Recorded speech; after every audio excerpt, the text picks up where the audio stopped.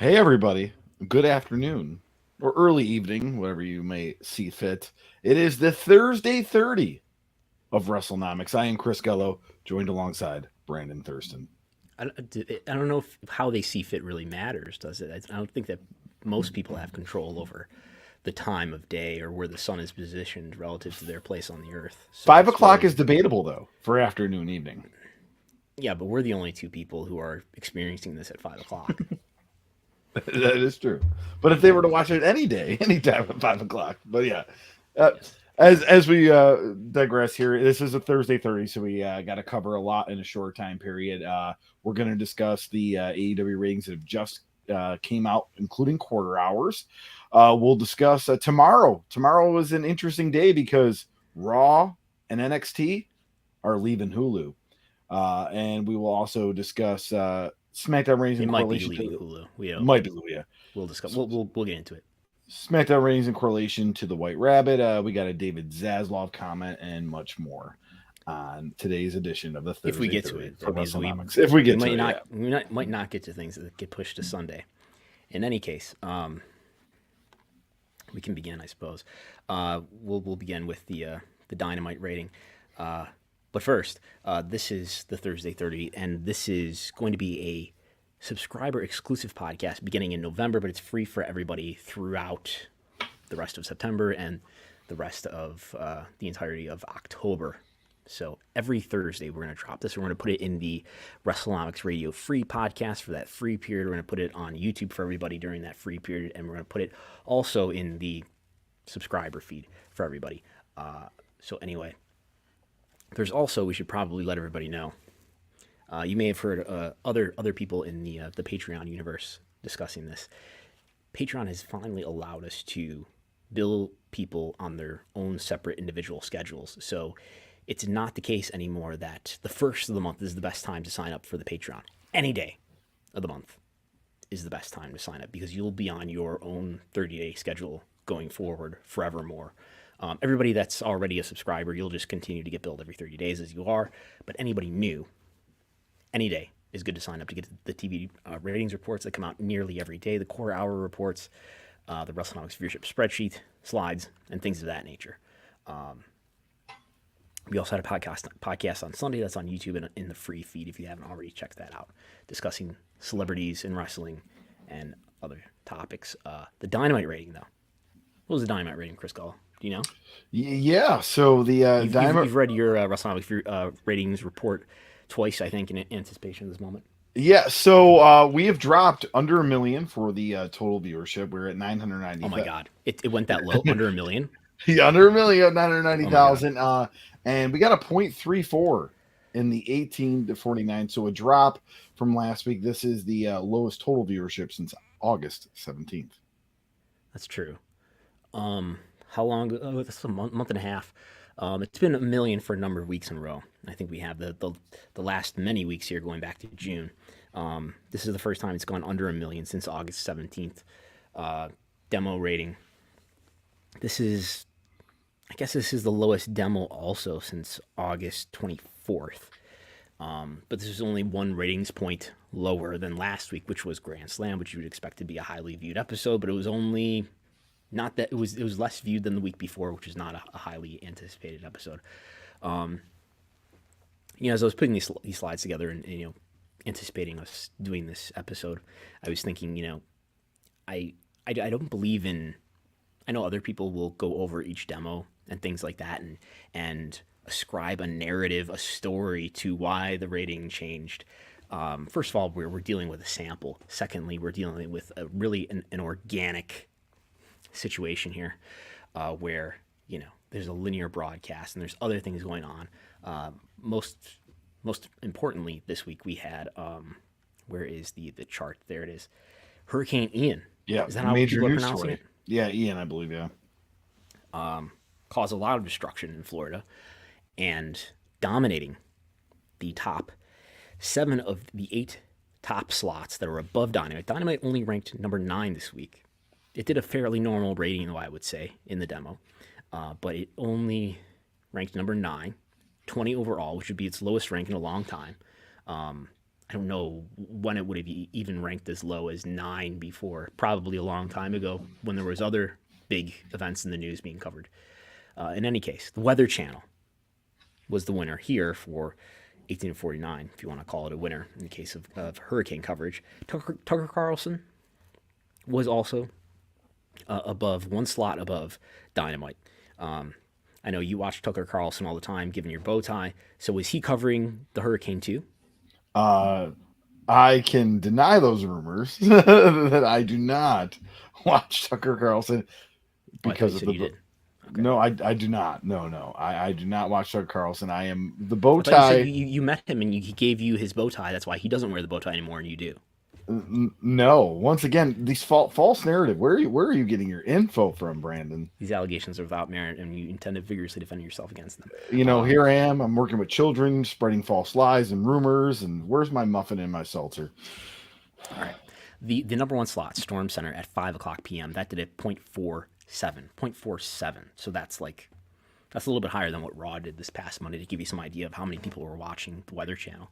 2.9 million viewers. Again, Dynamite did a 0.34, and 990,000 viewers, just 10,000 short of a million.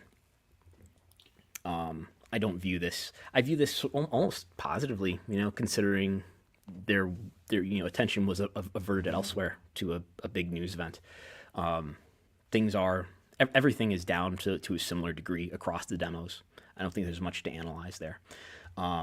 If you look at men 12 to 34, in fact, the most viewed show was Dynamite, for whatever that's. I mean, that's not a huge deal, but that's something. When all it's said and done, it was a successful month for them TV ratings wise. I think, in comparison to most of the summer.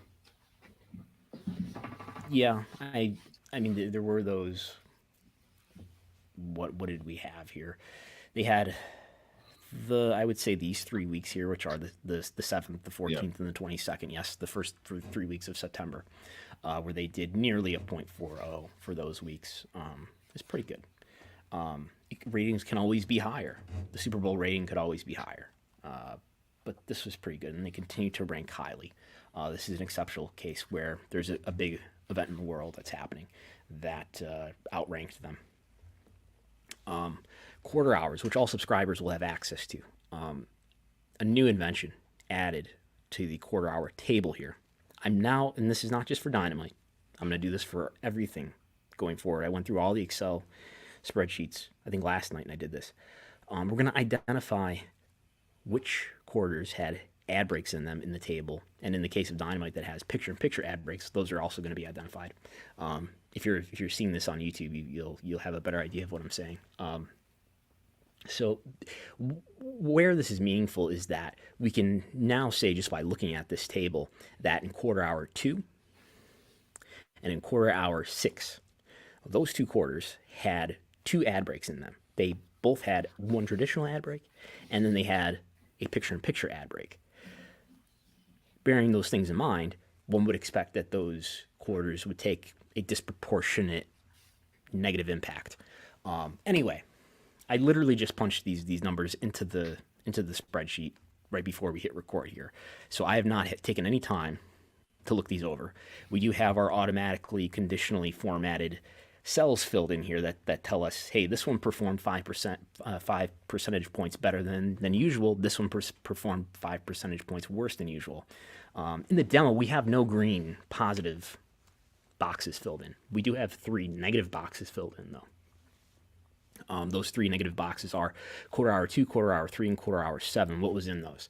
Quarter hour 2 had Bryan Danielson and Matt Menard, which went through a picture-in-picture ad break.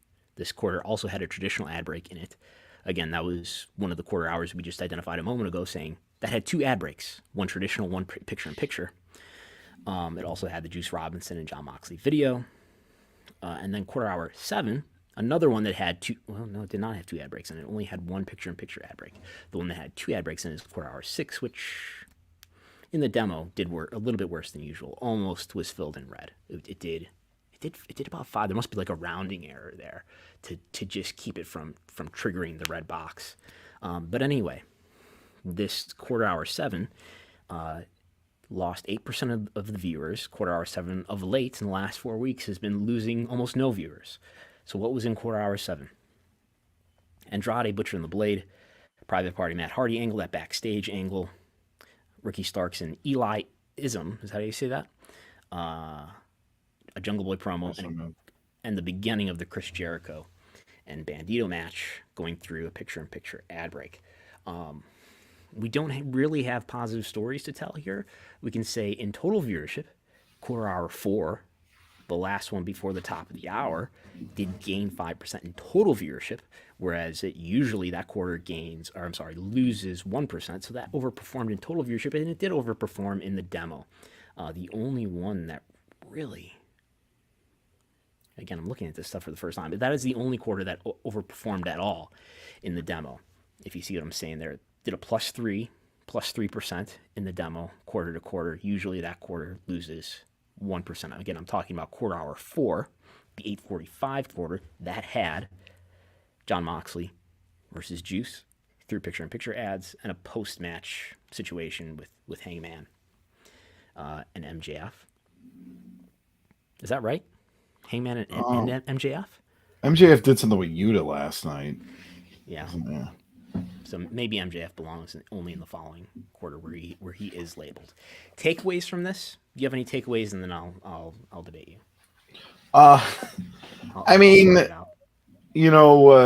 Obviously the hurricane coverage was the big factor. I mean, like the quarter hours specifically.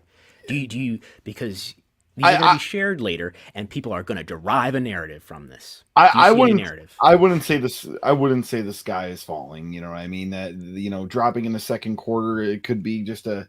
We know it's a natural effect from the Big Bang Theory. People probably tuning out, I'll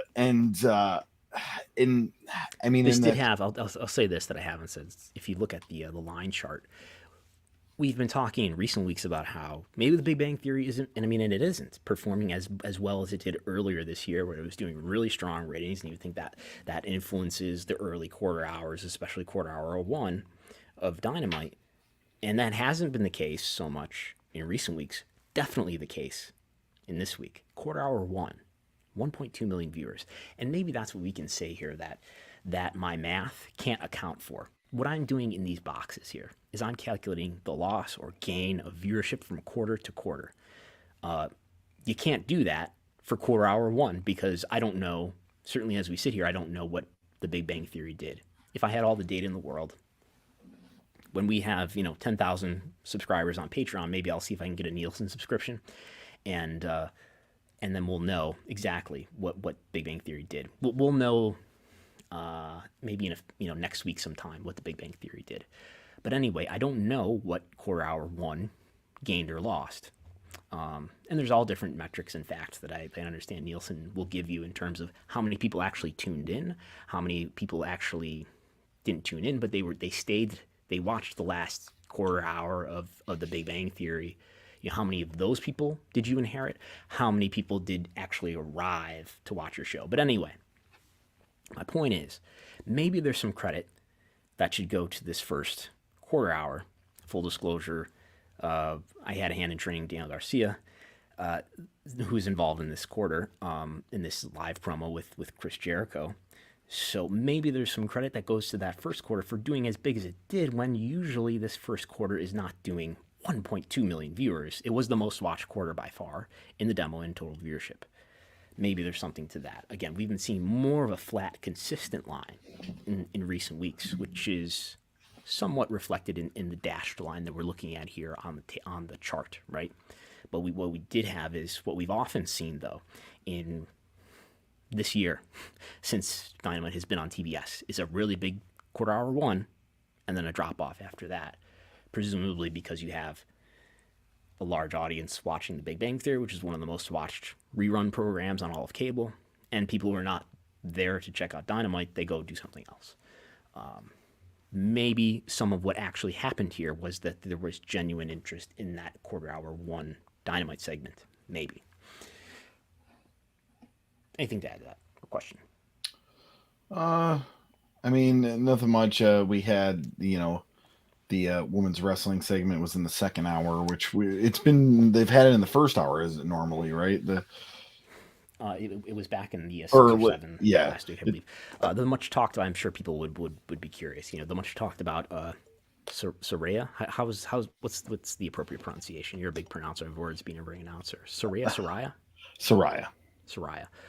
The much talked about Soraya segment, which was in quarter hour five. Top of the hour. This also incorporated in the same quarter hour the MJF and Yuta live angle. Lost 3% of the demo, 2% of the total viewership, which is slightly lower than the 4-week trend. So I don't see a story there. That's not a conclusion about whether that segment was good or not. That's just to say that it's not as if tons of people tuned out. Okay.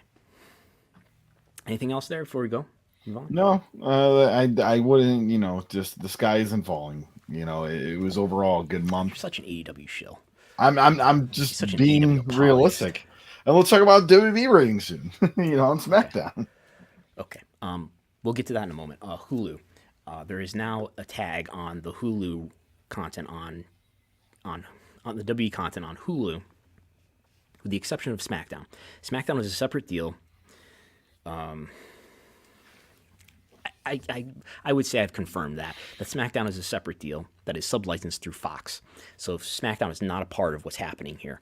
What is a part is Raw and NXT, and I think basically all of the other WWE content, which includes Main Event, Up Next, NXT, Ms. and Mrs., Bellas, all that stuff.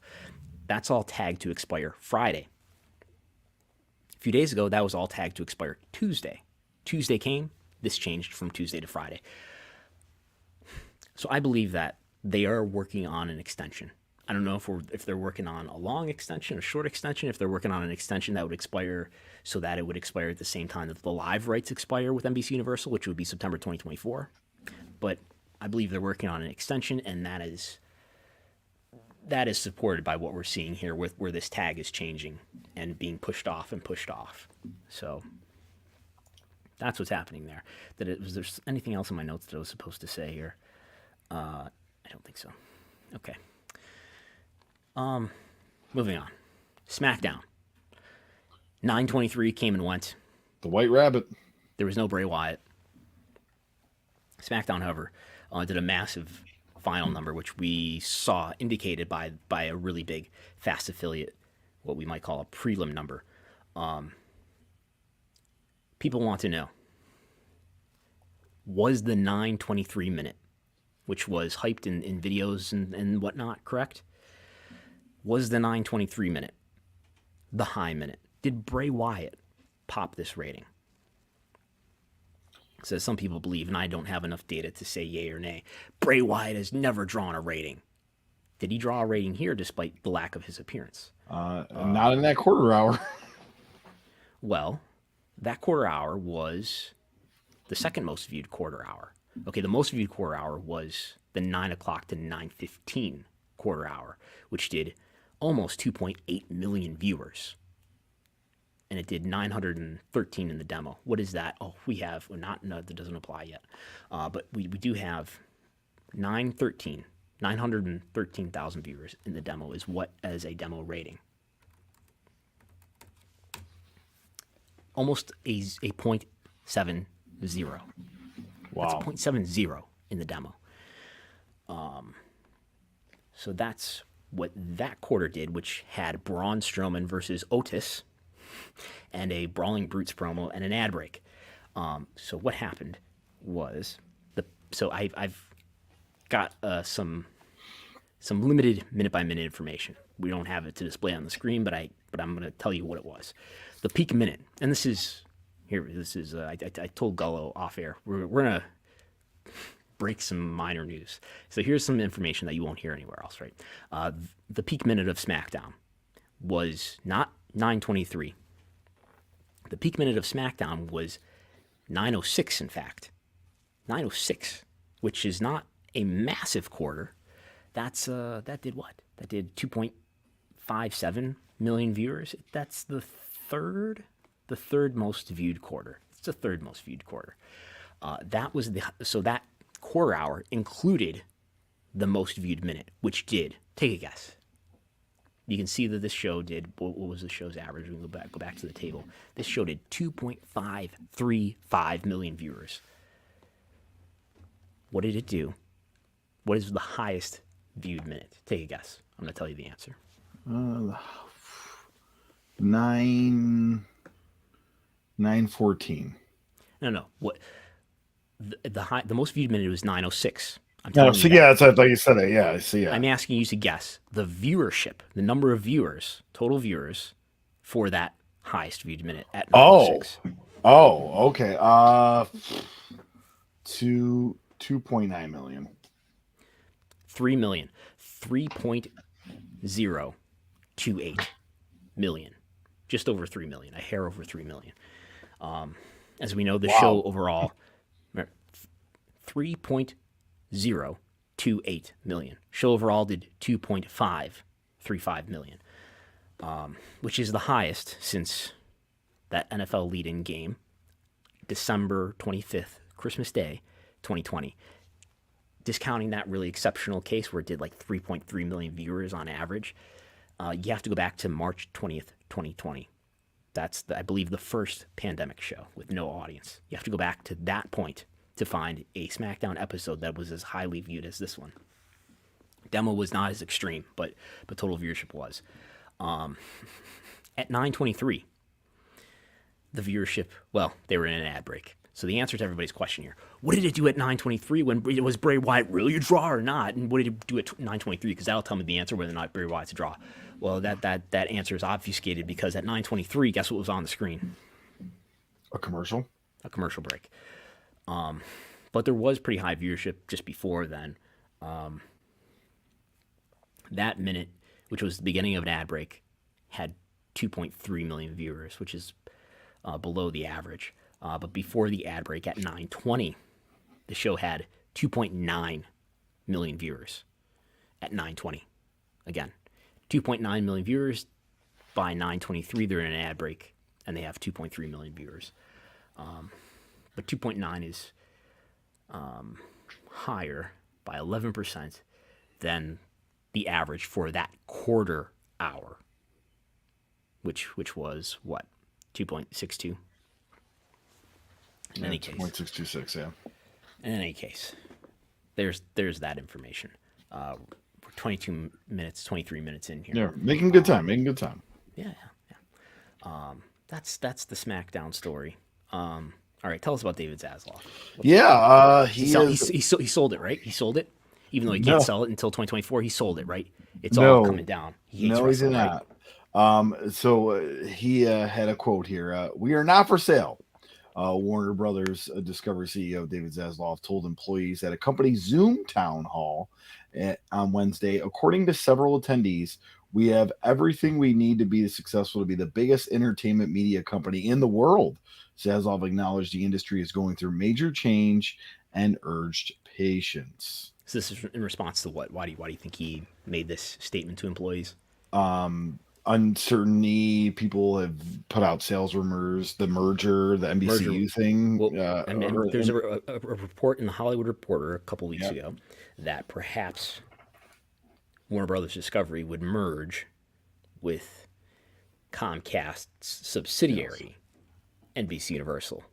This is meaningful to wrestling fans because the two biggest business partners, two most important business partners, really, I would say, in the professional wrestling world are NBC Universal, maybe Fox, but NBC Universal and Warner Brothers Discovery, because Warner Brothers Discovery is the TV partner of AEW, NBC Universal is the most important TV partner of WWE. They can't do it until 2024 anyway. So I take this to be like, we might as well say something because people are, there's no transparency and then nobody's talking to the employees about this. We may as well have Zaslav say something. I don't think this necessarily means anything about the future and about 2024 and whether or not they're going to merge maybe with NBC Universal. If I can stress something here, I hear people talk about NBC Universal as if it's not part of Comcast. It's part of Comcast. Yeah, it's together. Yeah. And Comcast is a telecom company. It's a cable system.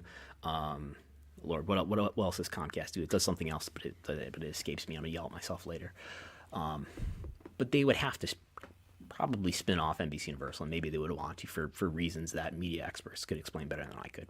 But there's that. I don't take this to mean much either way, but I can understand why he would want to say this and why employees would want to hear him say it. Moving on. Foxtel. What's Foxtel? Foxtel, I would assume, is a international television network via Fox. International where? Let's see here. If you say I find it in a little chart that you're about to show the world, Australia. Australia. So Dateline Stanford, Tuesday. WWE and Foxtel Group, which is a property of Fox. Rupert Murdoch controls it, as he controls many things in Australia, because he's from Australia. They announced a new multi-year partnership that will see Foxtel's group's portfolio of entertainment brands become the home of WWE in Australia. What does this mean? So here's the bullet points that they give you. Binge, which is the name of a real streaming service. It's smart. I think it's kind of dystopian, personally. But anyway, Binge will become the new streaming home of the WWE Network in Australia beginning January 23. They say from January 23. But you can tell this is an Australian press release. From January 2023. So this coming January. It'll include PLEs. For $10 a month, it'll become part of the Binge subscription. So Binge is a streaming service. I haven't looked into what exactly is on Binge, but it sounds like it's becoming like the Peacock situation, right? Where there'll be a tab, that will say like WWE. Yeah, there's a streaming service that exists, and we've sold the rights to the W content to this streaming service, which is exactly what we've heard Nick Khan say that he wants to do in earnings calls. Is that they feel that the best way to monetize the WWE Network content, including the PLEs, is to not, as they were in Australia, selling traditional W Network subscriptions that the US used to be able to buy, but to license it off to larger media companies that will pay more money than the aggregate of consumers will. And I bet those streaming companies and media companies will give WWE sort of a guarantee of what they're going to get paid. So it's much more predictable financially for WWE. And I would guess, at least in the US case, escalating over time. This Binge, a lot of HBO properties on here. I've gone to their website. There's House of Dragon and Succession and a few others that they're advertising. I see. Succession. Have you watched Succession yet? There's only 2 minutes left. I know you're telling me to. You haven't watched Succession yet. You should watch it and think about the McMahons the entire time. W will continue to be available to Foxtel subscribers on both the Fox 8 channel and on a new dedicated 24/7 WWE channel beginning December. The Foxtel Group will broadcast on both of these channels all of W's PLEs. So the PLEs are going to be on traditional TV too, it sounds like. As well as they'll be on this streaming network. So maybe if you have cable, if you don't have cable, the PLEs will be there. And there's going to be a 24/7 WWE channel. Selected content will continue to be available via Kayo Sports. We're a little bit out of our depth in not knowing exactly what the media experience, TV experience is like in Australia. So if anybody listening wants to tell us anything that's important to understand related to this, please do. But this sounds like definitely they're getting the TV partners are getting more content. I would guess that means WWE's getting more money, a lot more. I'm not about to upgrade my stock price target, but this sounds like a good financial deal for WWE. There's a bunch of logos. This is what the Binge logo looks like. Exciting, isn't it? That's it. We're almost at 30 minutes. Anything else to add or question? No, we'll see what the rating now going into October. We'll see what October tells for AEW, but it seems to be SmackDown. Obviously, Raw is up against Monday Night Football, but SmackDown seems to be going strong since Triple H took over. Yeah, I mean, I think Dynamite's doing fine. I think Raw, considering Monday Night Football, is doing fine. Whichever promotion you hate or like, you'll have a different opinion relative to that conclusion. And I think SmackDown's doing. We're finally seeing SmackDown do at least in this case, in 1 week, do really well, while Raw has done particularly well. Is SmackDown almost doing what Fox probably envisioned in the beginning that they would do? Probably not. That's a whole other of stuff. We can talk We can about discuss it more. that. Yeah. More on Sunday. Sunday, 11 a.m. We'll be back on YouTube, and we'll be in your podcast feed and so forth, and things of that nature. Thanks for listening. Talk to you next time. Bye.